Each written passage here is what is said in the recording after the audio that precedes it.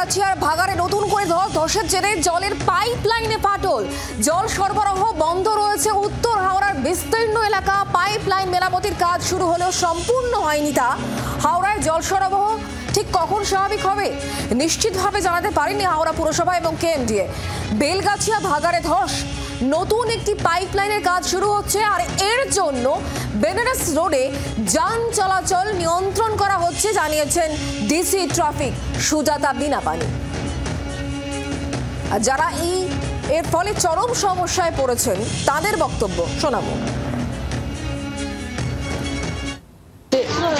অনেকবার আমরা জানিয়েছি সরকারকে যে আমাদের জন্য একটা ব্যবস্থা বানালেন, কিন্তু এখনো শুনিনি। এখনো আমরা হাত জোর করে বলছি পুরো প্রতিবেশীরা, এখানকার পুরো বাসিন্দারা রয়েছে, পুরো পাড়া প্রতিবেশী, যে আমাদের জন্য একটা ব্যবস্থা নিন। আমি দিদিকে বলতে চাইছি, দিদি আমাদের এই বেলগাছিয়া ভাগাড়ের জন্য, আমাদের গরিব মানুষদের জন্য আপনি ভাবুন। সব জায়গায় আপনি পুনর্বাসন দিচ্ছেন, আমাদের জন্য একটা ভাবুন।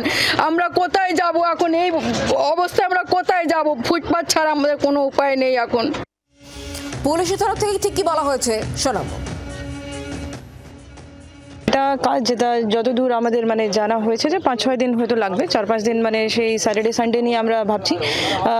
গুডস ভেহিকেলের রেস্ট্রিকশন করা হচ্ছে, অন্য ডাইভার্শন করা হচ্ছে, যাতে কোনা মোড় থেকে আপনার বেলগাছিয়া হয়ে যে গাড়িগুলো সালকিয়া যেত সেইগুলো ইস্ট ওয়েস্ট বাইপাস ধরে ফাঁসিতলা হয়ে সেগুলোকে নর্থ হাওড়ায় নিয়ে যাওয়া হবে, বা তারা বালি দিক থেকে নর্থ হাওড়ায় ঢুকতে পারবেন।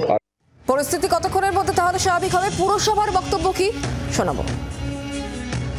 ভোরবেলা প্রায় 2.5-3 সময় আবার এই থ্রাশটা আসে, আর এখন দেখতে পাচ্ছেন কি অবস্থা হয়েছে। পুরো যে কাজটা কমপ্লিট হয়ে গেছিল, ভোরের বেলা থেকে আমরা জলটাকে দিয়ে দিতে পারতাম, সেই জায়গায় পাইপ কিন্তু আবার ডিসলোকেট হয়ে যায়।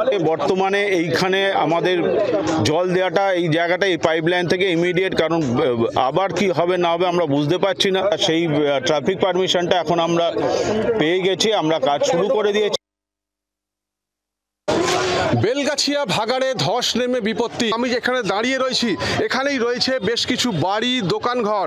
ধসের জেরে সেগুলো কিন্তু সেখানে ফাটল ধরেছে, মেঝে থেকে আরম্ভ করে দেওয়াল সমস্ত জায়গাতেই ফাটল, এবং পাশাপাশি এখানে যে রাস্তা রয়েছে সেখানেও ফাটল ধরেছে। ফলে আতঙ্কের পরিবেশ তৈরি হয়েছে।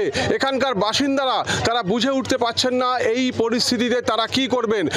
ঘটনাস্থলে হাওড়া সিটি পুলিশের উচ্চপদস্থ আধিকারিক, পাশাপাশি এখানে দমকল এবং বিপর্যয় মোকাবিলা দপ্তরের আধিকারিকরা তারা এখানে এসে উপস্থিত হয়েছে। ইতিমধ্যেই এখানকার বাসিন্দারা তারা অন্যত্র সরে যাবার জন্য তারা বেরিয়ে পড়েছেন, এবং মালপত্র সেখানে ভ্যানে করে, বোঝাই করে তারা অন্যত্র চলে যাচ্ছেন। জি 24 ঘন্টার জন্য দেবব্রত ঘোষ, হাওড়া।